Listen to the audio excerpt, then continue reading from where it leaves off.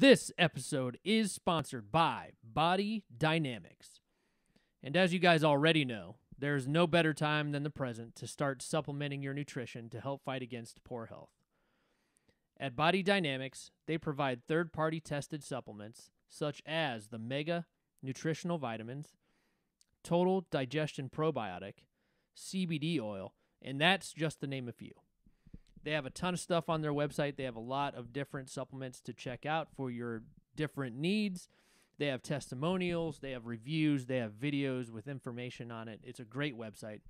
Just go to bodydynamics.com right now to check it out. And to make it even better, all listeners of the Rock Savages podcast will receive a 10% discount on all of your purchases when you enter the coupon code ROCK at checkout. ROCK at checkout. Again, enter coupon code ROCK to receive 10% off of your order. And start down a better road to health today.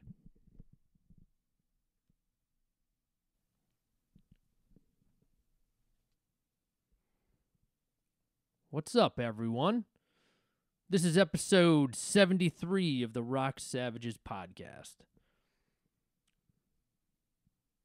You guys can roll over to rocksavagepod.com, subscribe to our RSS feed there, or subscribe and follow anywhere you listen to your favorite podcast. We're on all the major platforms: Apple Music, Spotify, Stitcher, YouTube, all of those. Head on over, subscribe, share it with all of your friends, and do a quick review on any format that you guys are listening to this on. It helps us out, it gets more exposure to the podcast, which we could always use, and we appreciate any support you guys can do as far as that goes. Now, today's episode features our interview with the one and only, Kyle Shutt from the rock and roll band The Sword. We talked for quite a while, around 45 minutes, and we just went through the whole career of The Sword from beginning to end, their touring with Metallica and their last couple records, and then we went into the hiatus and why that happened, and it was a very good conversation, and if you're a fan of The Sword, you should definitely check it out. But hey, if you've never heard of The Sword, go check them out, man. They're a fucking awesome band. I've been listening to them since their first album, Age of Winners. However long ago that was now, 12, 13 years ago. Jeez, it's been that long. That's crazy. But, they started out with the stoner metal thrashy, and then they've kind of, they've grown up, like the rest of us have, and, taste change, and they've weaved in and out of the heavy metal world, but they're more rock and roll, in my opinion, because they, aren't strictly metal, and they're not strictly thrash. They do all kinds of stuff, and they've done that since their very first record. So check them out. Check out their whole catalog. They're anywhere you buy music, of course. They are going to be touring with Primus this summer. Primus, and I believe Wolfmother is also on that. So hopefully, with the situation that's going on in the country right now and the world, hopefully that tour still will be going on. As of right now, we don't know. And when we recorded the interview, of course, we didn't know either. So we're hoping for the best, and we hope that it's going to continue. I think right now it's just on hold. Everybody's just taking a look to see how everything's shaping up with this COVID-19 thing. But hope for the best, man. Hopefully we can all get out and see some rock and roll shows this summer. We need to get back to normal as soon as humanly possible. It's just kind of it's concerning. That's all I'll say about it right now. Still, there's not a lot of facts that are coming out, although there are more than there were just a few days ago. So I hope everybody's healthy and happy and taking care of each other, man. And, go support The Sword any way you can. Download their stuff. Go buy some merch. These guys are they're lifers, man, and they're great. They're talented dudes, and they're good dudes, too. So check them out. Their website is theswordofficial.com. I'm sure some more information will be coming as far as the tour goes on their official site. So, Kyle also recently released a solo album. We talked about that as well. It's his very first one, and I'm sure he's going to be doing more in the future. So also go and find his solo album. It's just called Kyle Shutt, if I'm not mistaken. So go look him up and buy his solo record too, man. Help him out any way you can. The people in Austin, Texas, which is where Kyle and the Sword are stationed at, they are having a tough time because of South by Southwest getting canceled. That's a big economic boom for them every year, and this year it being canceled has, it's hurt the artistic world, the music world. So do whatever you can to support these guys. Do whatever you can to help anybody out that needs it, and just take care of each other. I'm not going to ramble too much more. I hope you guys dig this interview. I had a blast doing it. He was awesome. He was an awesome guy, awesome to talk to, had a lot to say. So hope you enjoy it. Here it is, episode 73 of the Rock Savages podcast with Kyle Shutt from The Sword.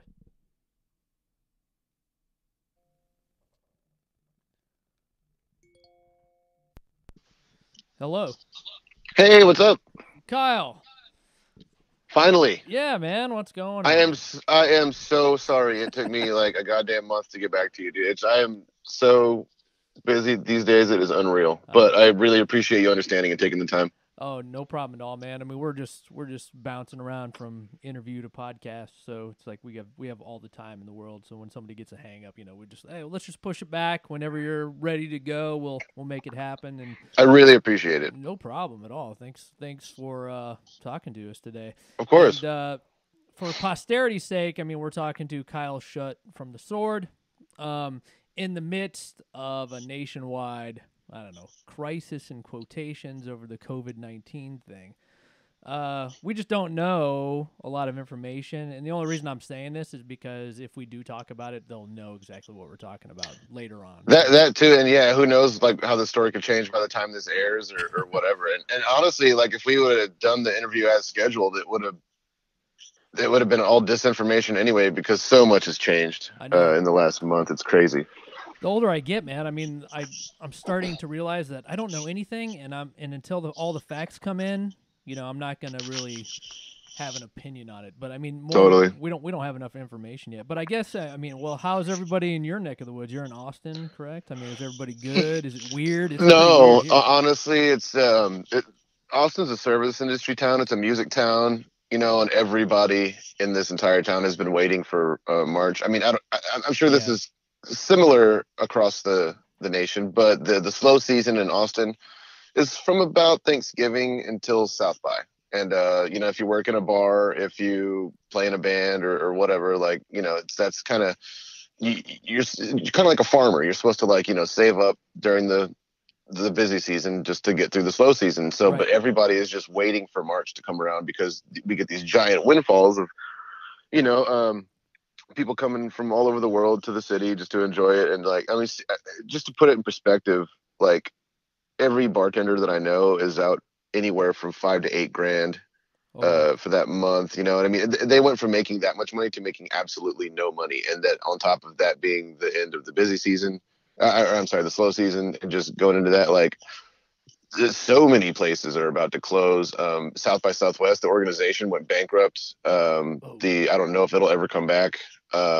It's not good. It's a serious reason, you know what I mean? But it's going to impact so many things. Every crew guy I know that works for every band that canceled, everybody's out an astounding amount of money. It's just totally insane. I don't like to worship money right. or let my life be ruled by it or anything, but it's it's a necessity in this sick, twisted world we live in. And this is going to be felt for months to come.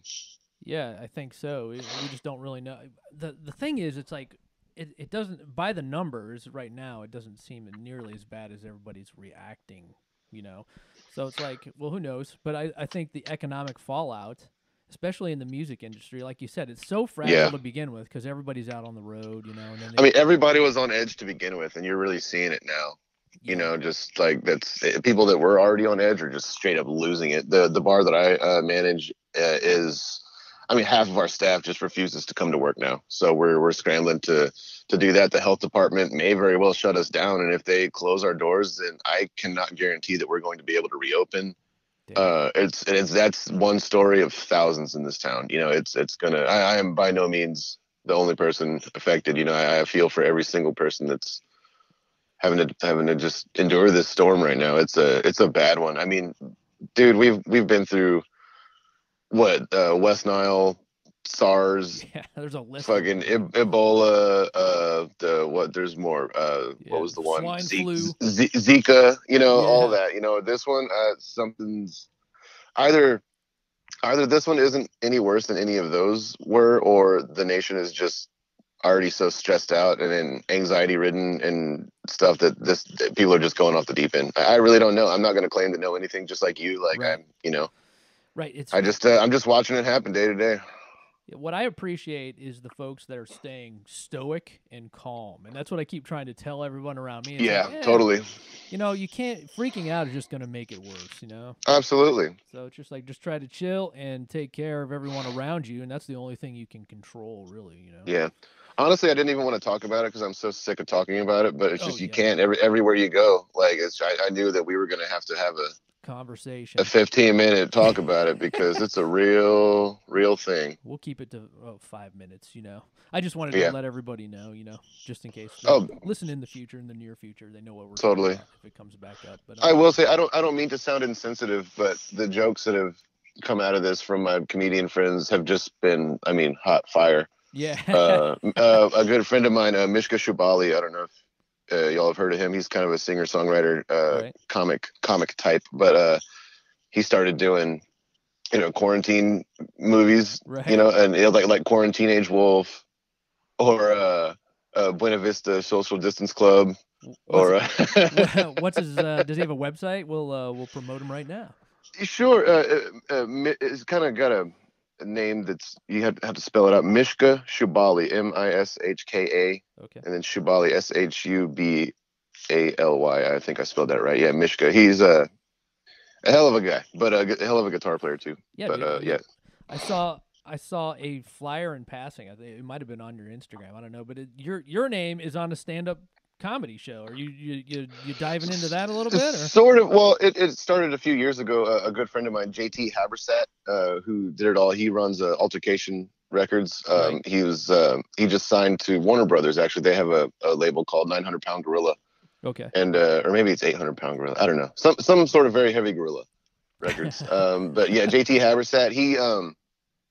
He's a comic, but he also he plans events and stuff, and he's real forward thinking as far as like not just throwing 10 comedians on a bill. Like he knows a lot of dudes and bands. He runs a record label too, so he put together initially a bunch of promoters and agents and dudes and bands to build road stories. It's basically, we've all spent so much time in vans and planes and trains and whatever that it accrues some pretty freaking hilarious stories in our travels. And so I hate to call it stand-up comedy necessarily. It's more of like a storytelling thing, but it is very funny and very entertaining. And so he invited me to do one. And actually it started, he asked me to be a part of his roast. He had a roast for his birthday one year. Okay. And I was like, I've never done stand-up, man. I don't know. And he's like, just just write some jokes, roast me, And I was like, well, I can do that. Yeah, right. So, I just kind of fanned him a little bit. I ended up calling. Oh God, I think it all sort of started with his. I wrote like the best Yo Mama joke for him, but I didn't know his mom was gonna be there. Oh shit. And so she was sitting in the front row, and I was like, oh my God, am I gonna do it? Am I gonna do it? And I said, a lot of people, don't really know JT that well. A lot of people don't even know what JT stands for. Right. He's actually named after his mom, who's here tonight. God bless her. Old Jiggle Tits Habersat. So every time I see her now, she thought it was hilarious. I'd be like, hey, what's up, Jiggle Tits? Oh. But it ended up working out fine. But anyway, so I did a road story set with him, and it went pretty well. And it's doing stand up is It's a rough game, man. I gained a lot more respect for comics after doing it a few times because, Yeah, it looks I rough. was used to just having a guitar, a loud amp, a whole band, room full of screaming people. Like when you're a stand-up, like everybody's quiet. Yeah, and you're by And yourself. I didn't realize that at first. Yeah, by yourself. All you can hear is your own voice in the PA. And so if you start listening to yourself, you kind of get tripped out a little bit. So I don't. But the more I did it, the more comfortable I got. The more my cadence kind of happened. And I've got a million stories, so I can sort of read the crowds, see what they want to hear about, and just kind of go in and out of it. And it ends up being pretty hilarious. The last one I did, it was Mike Wiebe from Riverboat Gamblers, and he's in a new band called Dracula's now. That's real good. It was Bucks from the Dicks, and so I like doing the shows with old punk rockers like Cheetah Chrome from Dead Boys, or Bucks from the Dicks. I think the Dead Boys are from around here, aren't they? Yeah, from what, are you in Columbus? Well, yeah, we're Cleveland. Akron. Yeah. We're in Akron. Oh, okay, cool. Yeah, they're from right around there. Yeah. But hearing their stories just put mine to shame. It's just it's fun. But anyway, so we did a couple of tours too. Actually, we hopped in a little van, or it wasn't a van; it was like a little Skittle. What do you call those things? Some kind of Prius or something. I don't know. But it was funny touring with just a backpack and like a box of records and just us. Like we didn't even have to show up until after doors. There's no load in. Yeah, you just like you can totally get drunk before you do your set. It's not a big deal. You don't have to all these moving parts around you. Just sound check and hotels. Yeah, it was a lot of fun. But it's like I have no aspirations to be a full-time comic or anything. But whenever JT calls me and has a Road Stories set, I always say yes if I can do it, just because it's just fun, and I get to just kind of shed a little light on some of the things that people would not necessarily think about when it comes to being in a band for almost 20 years.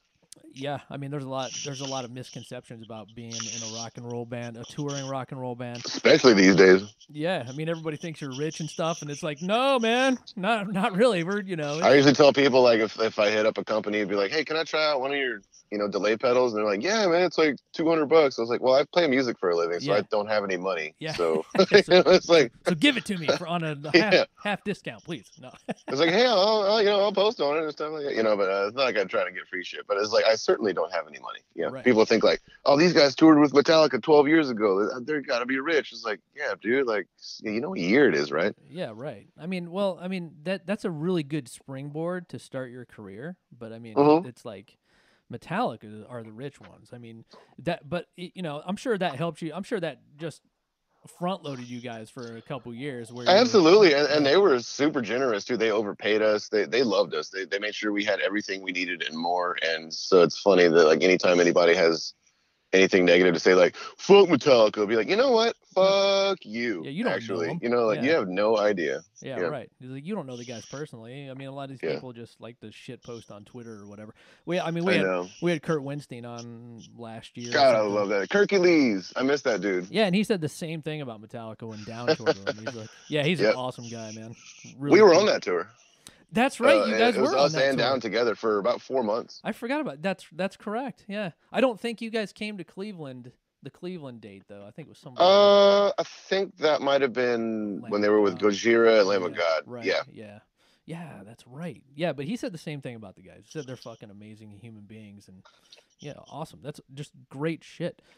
But yeah, I saw you guys on that tour at the Grog Shop. You guys were doing In Between Metallica. This is all coming back to me now.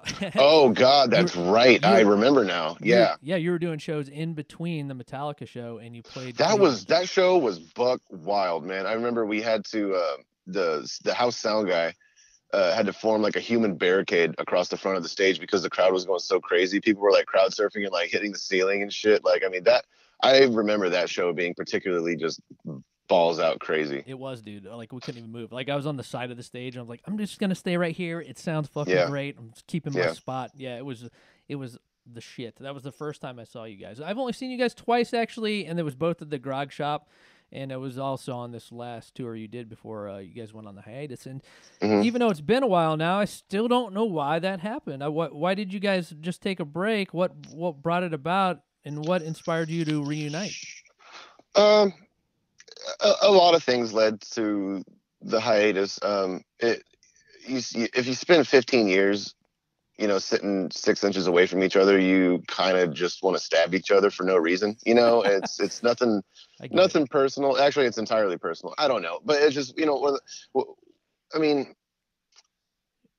I guess I would have to dial it back a little bit just to give people some perspective. I'll try to do the short version. So don't think about Age of Winters and all this. That was just like our classic debut. That was kind of just, that was our, hello world, but when it came out, we actually caught a lot of flack.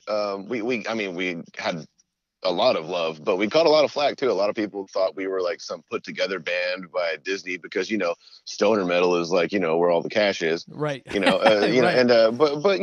we came around at a time when new metal was just stale and dying, and rock radio was just straight garbage. I don't like to talk shit, but I mean, like, especially in the early 2000s, it was like, what is going on? You're telling the truth. And what we just kind of became the band we wanted to see. I mean, there were definitely bands that sounded like us, like, the Orange Goblin or Cathedral. Right. There were bands like that, but we were the first band, I think, that like took that sound and just brought it to the masses and was received in a way that was just like a breath of fresh air to a lot of people, because we recorded that album, like in our bass player's house, like for free, on Logic Pro or whatever. That's crazy. Sounds great. And so we're up there on the same stage with bands that spent like $50,000 in some like high class studio, like all this stuff, and like, a lot of bands just didn't understand us at the time. Like, who are these? Like, we were basically like a punk band back in the day, like or at least DIY, and the attitude. 4 dudes that just loved Black Sabbath and weed and boobs, and we just wanted to get in a van and take over the world with our rock and roll. And that was how it all started. And so, like I said, we toured our asses off. We caught a lot of flack, and we just like met every challenge head on. And that was kind of when we befriended Metallica too. And we were friends with them before they ever took us on tour or anything. Lars was just a huge fan. And would come out to see us every time we would play, and he would help us load our van, like, and he was just a real sweet guy. And he would always say, "We're going to take you guys on tour. We're going to take you on tour."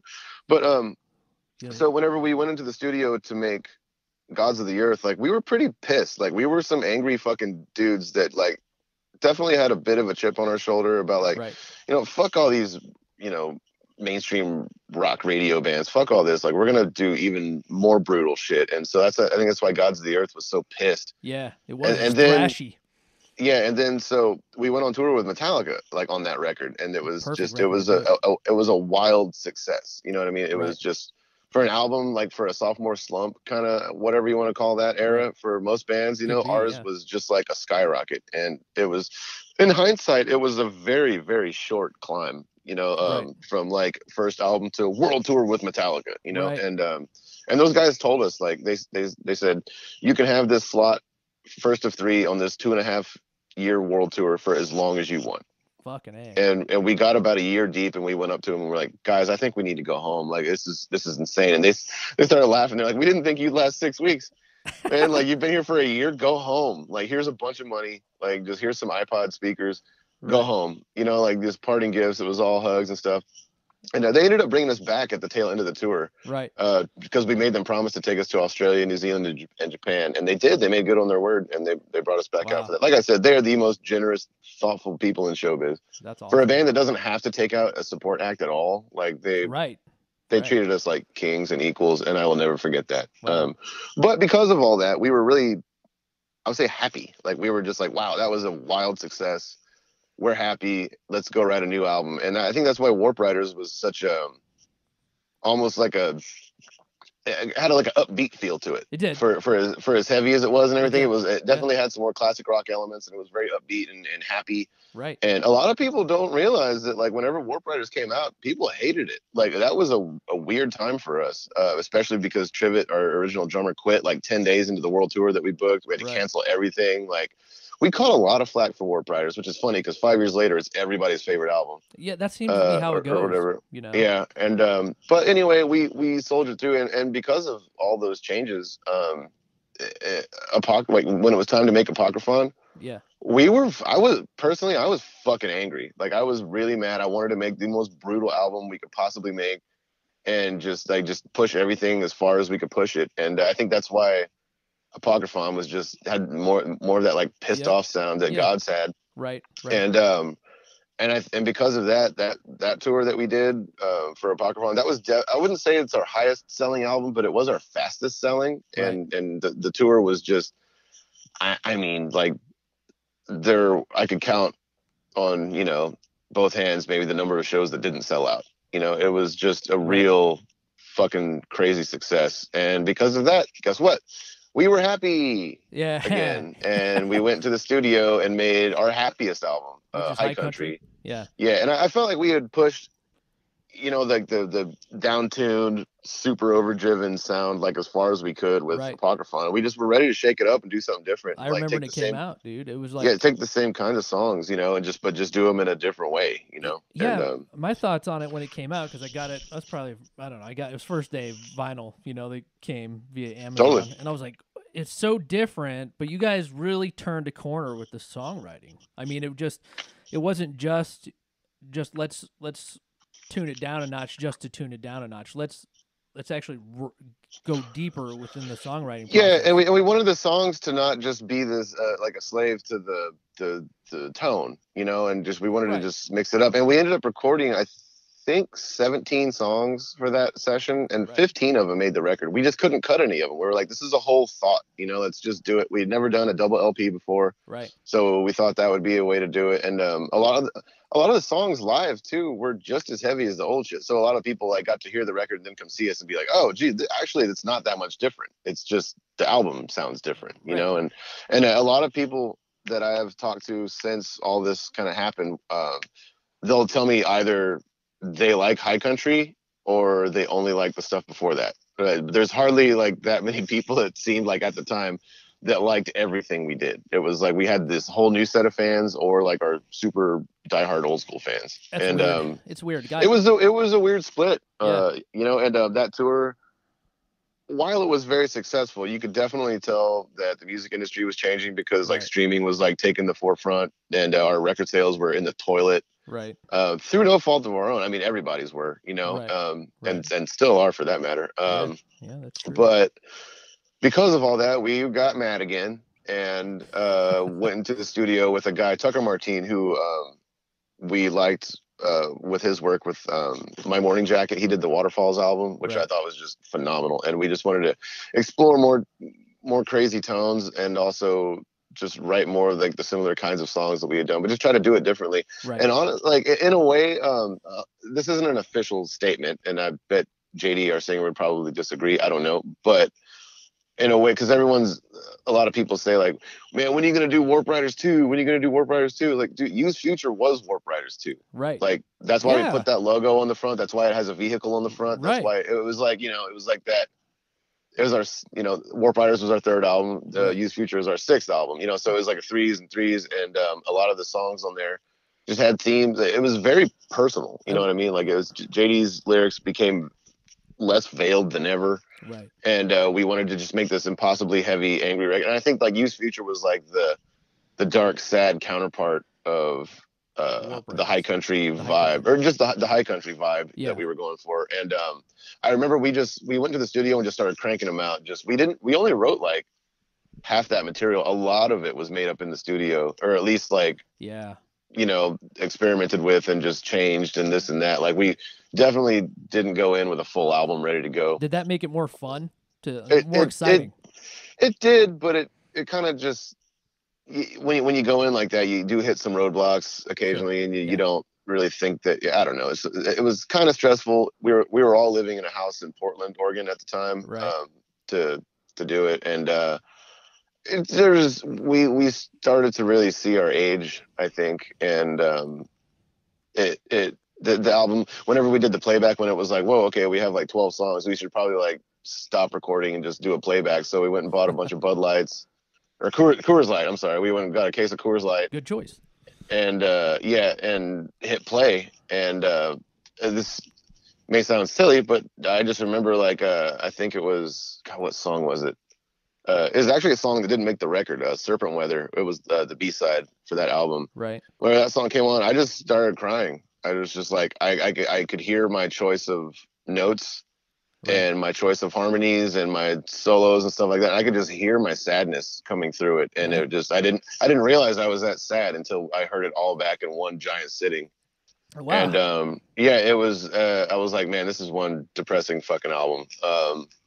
But I was proud of it. Honestly, when people ask me like, what's your favorite Sword album? And my answer is always the last one we did. Like we were always the band that made the records that we wanted to hear. We were a band that started because there were no bands like us. And so whenever we got to the point where any town you go to in America, there's like, 10 little Sword sounded like bands, we evolved from that. We were like, well, there's already 100 bands like this. We can be another band now that we don't hear. So we just kept becoming the band that we wanted to hear. Yeah. We kept making the albums we wanted to write. And I just don't think the world wanted that at the time. And so we got maybe like 100 shows deep into the Youth Future cycle, and it was just obvious that no one gave a shit, and it was really depressing. And our singer just kind of snapped and was like, you know what, fuck it, I don't want to do this anymore. He didn't break the band up, but he was like, I'm not playing any more shows. I'm going home, and I don't know when I'm coming back. And while it wasn't my decision, I didn't disagree with it, you know, because we were all tired.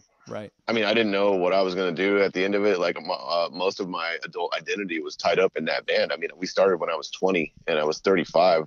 Damn, dude. When he pulled the plug. So that's a long time. So it was a lot leading up to it that, it just seemed like the right thing to do, even though it was kind of sent my personal life into a really awkward downward spiral. Yeah. Since then, which I'm still trying to dig myself out of. But, after that. Well, I mean, we'll see about that. They got they got the Rona on us, so I don't know if we'll be getting back together anytime soon, actually. But I keep waiting for the call for Primus to cancel the tour, which is funny because the only reason we decided to get back together, I guess, was because Les Claypool called us up and was like, "Hey," I mean, not directly, but I mean, it's just one of those things like you get a email saying Primus is requesting your presence for their Rush tribute tour. Right. That was how do you say no to that? You know, and so so we all got on the horn and hashed it out and decided that it was like the right time to stage a comeback, if you will. It hasn't been nearly as long as some bands have been away when they decide to come back, but also some other bands like Motley Crue will just come back out of nowhere after 6 months of being gone. But it just felt like the right time, the right thing. It was a real celebratory thing. And then Neil Peart died before we had announced it. And we'd already agreed to everything, and it was already like in motion. You know what I mean? They were like, oh, shit. I thought that was a direct reaction to him passing away. No. We had been booking that for about 6 months before he passed. So when he did, I was like, oh, God, are we going to do this still? Is this going to happen? Like, I mean, I could argue it both ways. It being like, people might see it being like, oh, so you're just doing a cash grab because Neil Peart died. Or it's even more of a tribute now because Rush really isn't going to come back. So, and I know there's only a handful of bands that can do that proper, and Primus is obviously one of them. Absolutely. I honestly, I can't wait to see it just because I want to see if they like do it straight up or if they like Primus it up some or just why. I'm really excited to see that. Yeah, dude. But then this Rona came around, and now they got that virus on us, and so it doesn't start every tour. June, though. You should be all right. Yeah, every tour in the world is fucking being canceled. Even summer tours are being canceled. But I like to think that Primus is trying to weather the storm and just not react like in the way that everyone else is reacting. Yes. And not to sound insensitive at all. I just mean like it's hey, like we got to do what's right. For the safety of our fans and, that, but it's just like, there's no reason to totally devolve into idiocracy, yet, but it's trying times. And, so our big, reunion show was going to be, during South by, and, no, that's not happening. And so it's like, well, okay, well, maybe we'll do this tour and then maybe that won't happen and then, or at least get postponed or whatever. But it's just like, it's like, so I'm like, okay, well, that's fine. Like I really, I could have used my spirits being lifted by going back on tour. I certainly could have used a paycheck, and that's kind of gone now. So I'm like, well, at least I can go back to managing the bar and that, and now it's like, now that might go away. It's like, oh Jesus Christ, like here I am, like right when things were looking like super up, you know, and it was like, oh God damn it, right back to the it's funny the that drawing board, you know. say that, and you're in the service industry, because my girlfriend was also in the service industry, so we've been going out, man. I mean, because people need, you know, some cash flow, so we're like, yeah, we're just gonna go out anyway, not live in fear, and just kind of do it. Be cautious, of course, but Yeah, you know, just go out and support large groups, support people, you know what I mean. And there's no answer. I don't have the fucking answer. I'm just as in this boat as anybody else, you know. It's just kind of, you can't let it get you down. Keep waking up and taking one step at a time. And I was going to ask you, but I think don't be an idiot. Yeah, I was going to ask you, but I think you already answered it. Are there plans for any new music? Maybe you guys should write some jams before you go on tour. You know, get back in the spirit a little bit. You know, I'm speaking 100% for myself. This none of the other guys have this feeling. Probably, I don't know. I have no idea. But I will say that if the Sword did another album, we can't guarantee that it's going to be the album that those people would want, you know. And I think I call them the vocal minority on you know on all the socials and everything. And people are like, this sucks. This isn't what I wanted. This blah blah blah. It's like, well, if we did do the album you wanted, you would just say, this sucks. This is just pandering to people. Like, blah blah blah. Like what those people want is to complain. Yes, they want, and they got what they wanted. Yeah, and that's it. That's all they want to do. So you can't really take that seriously. But I mean, I don't think bands should ever write for their audience. This is just me. I'm a musician too, by the way. So I mean, this has been my attitude the whole time. It's like, you got to write for yourself first, and you got to look back on what you do and be proud of it before putting it out into the world. So I mean, the shit posters out there that ever hear this is our attitude. It's not about just entertainment. It's about artistic expression. So you can like it or dislike it, but I mean, they're not. It is. We're not monkeys on stage just trying to entertain you. You know. But it makes it hard when there are so many monkeys out there that are just totally willing to do that crappy album that their fans want and just keep going out there and do it. You know. So it's like, there's two sides to it. There is the artistic side, and that's when I try to have two brains about it. Like when it's time to create and it's time to record, and when it's time to do that, I let the creative juices flow. And then once that's done, now it's time to entertain. You know what I mean? And that's when we try to put on the show and do that, and to take that album and present it in a way that's just going to make people like it even more. You know, and that was it's a brutal cycle when you do it for a living. So I think taking this time off has definitely like been good for us all mentally, and physically, just because like living on the road is you're just a wild animal. Like you just can't, or no, you're not even wild, you're a caged animal. You sit in a tiny box all day and drive to this place where you get, you know, plugged into a leash and that you're, you know, tied onto, and then you just like kind of at the whim of like, you know, anywhere from 500 to 2,000 people or whatever. And like, you know, if those people want to turn on you, they can, but so you kind of have to maintain that power that you have on stage. And that's where, you know, a lot of like, the feeling of like people treating you like you're larger than life comes from, because like, it's, wow, these four dudes can just like own this entire room. Like, wow. And so I think that's why people kind of keep looking up to that. Why people, you know, need people like that in their lives, like musicians, like people to look up to, or however you want to look at it, you know. And I can't tell you how many people that reach out to me all the time and just say like, man, if it wasn't for you, I would have never picked up a guitar, you know. And I'm just like, I'm sorry. I'm so sorry. I ruined your life. I did. I really did. It's flattering, man. I mean, it is. Probably. I'm joking. Yeah. But it is super flattering. And yeah. For sure. So here's the thing. I need to ask you about this because I'm just personally curious.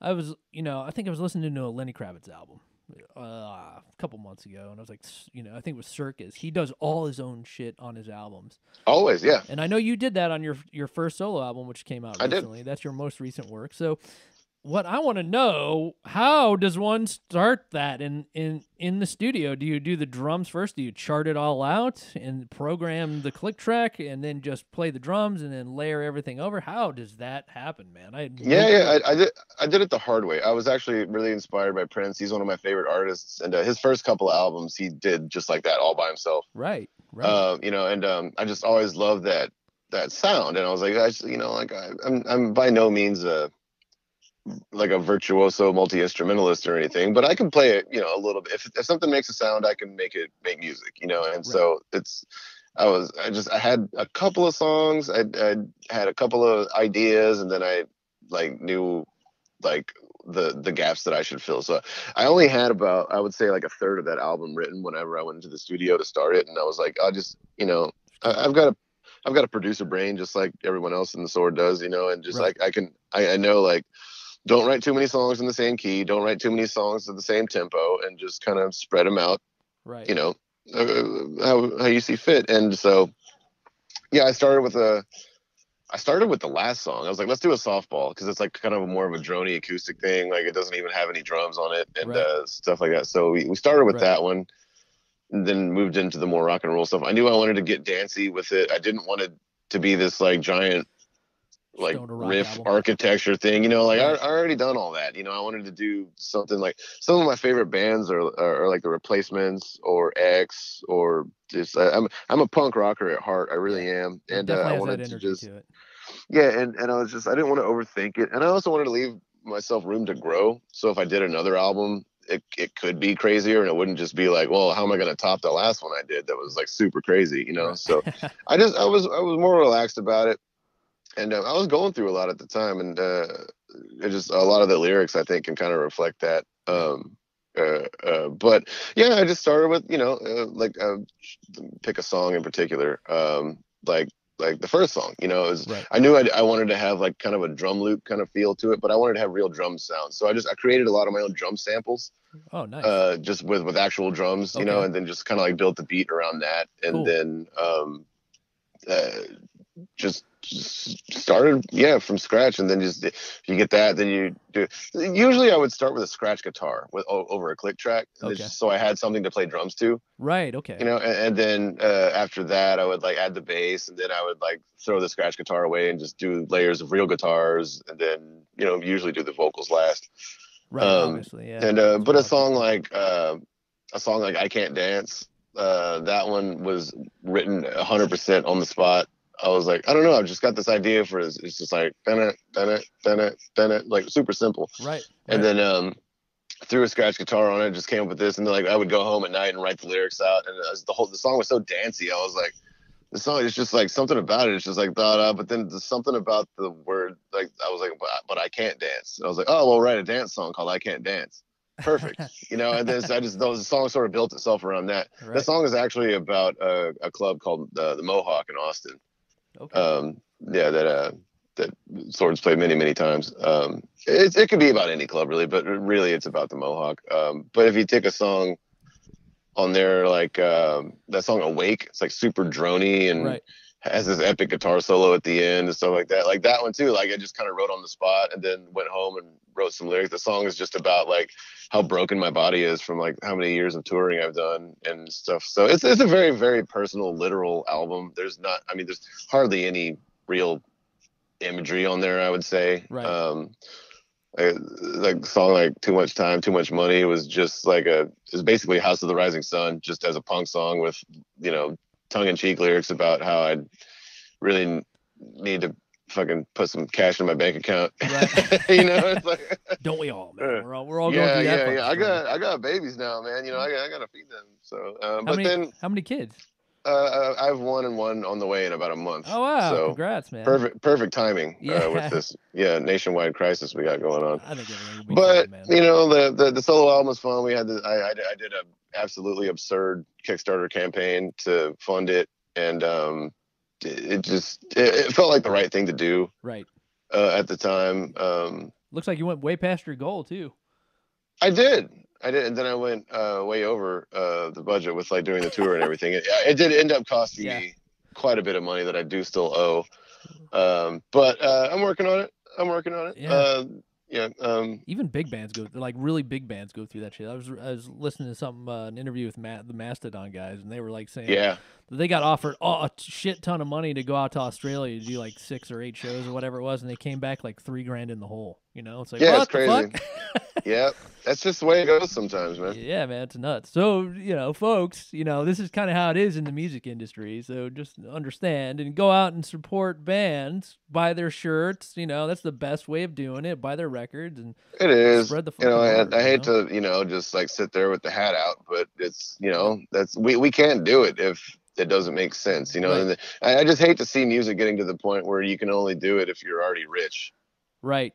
Which that's the case a lot of the times. I mean, a lot of like when people say like this band came out of nowhere, they're everywhere, blah blah blah. Like they made the cover of Guitar World. It's like you don't make the cover of Guitar World, you buy the cover of Guitar World. They don't put bands on there for free unless you're Jimi Hendrix or something that they know is going to sell magazines. You know, so it's like these people were already rich. You know, it's not, you know, sorry, cat's out of the bag. You know, like yeah, like, you know, it's more important now than ever to support. If you like something, support the fuck out of it. And folks need to stop like paying so much attention to the things they don't like and just ignore that shit and just ignore it, go away. You know, it can work opposite ways. I mean, sometimes your haters are actually your best PR because they won't shut the fuck up about you. Yeah, right. You know what I mean? Like if people, sometimes if people like you, like they might tell one person, but if somebody hates you, like they'll tell everyone how much they hate you, and then those people will say, "Oh, I'll go check it out," and then they listen to it and they go, "Actually, this is pretty badass." Like, and then you end up with like way more fans from your haters. Sometimes it's funny how that works. But Twitter's like that. I mean, it just happened to us. Like, we kind of got into a little tiny back and forth with a stand-up comic out in L.A. and he retweeted us, and then we got like 10 new followers. It's like, hey, man. And I was like, I'm not even trying to start shit. I was just saying something in jest, in fun. You know, no big deal. You know, it's because that's not my style. But all right, man. That's you know, I pretty much covered everything up to date anyway. We'll be at the show in Cleveland if it does indeed happen. Hopefully it does. We wishing everybody. If it at the very worst, I feel like it will get postponed. You know, I can't imagine that they're just gonna pull the plug on this entirely. I jinxed it, didn't I? I totally jinxed it. Yeah, damn it. Maybe not. And who knows? By the time this airs, like we'll all be dead. Nah. So, I don't think so, man. Who knows? I think it's an over fucking reaction. I think people need to just chill the fuck out. It's just very strange times we're living in. Rule number one of life. I mean, seriously, rule number one of life is just don't be an idiot. Right. You know, and I wish more people lived that way. Like my mom would always freak out, you know, and she's like, "Oh, you're going to South America? Oh, this and that." And I was like, "Well, I'm not an idiot." You know what I mean? I'm not going to get mugged because I'm not going to wear a backpack and walk around with my head in my phone and just this. I don't know. It's just like, you know, just anywhere in life. Just don't be a fucking moron and you're going to be fine. And if you see morons, don't copy them. Do the exact opposite. Don't talk to them. Just ignore them. Right on, man. Well, we'll definitely be there cheering you on. And if there's another Grog Shop show in the future, maybe, hint, hint, but, you know, maybe we can do a podcast face-to-face. We do those too. We go out to shows and talk to people at the show, and that's also a ton of fun. And if you need anything you need help promotion with, man, let me know, and we'll that means a lot, man. I really appreciate it. Yeah, hey, we all have to stick together, man. Yeah, for real. That's how it goes. All right, Kyle, thanks, man. I appreciate it. Yeah, absolutely. Sorry it took so long to get me on the horn, but yeah, it's I'm busy 6.5 days a week, so I appreciate you taking the time. Me too, man. It's just the grind of life. That's just how it goes. Yes, sir. All right, man. Good luck out there. We'll see you soon, and y'all too. Keep in touch. Yes, sir. All right, I'll talk to you soon. Later. Bye. Bye.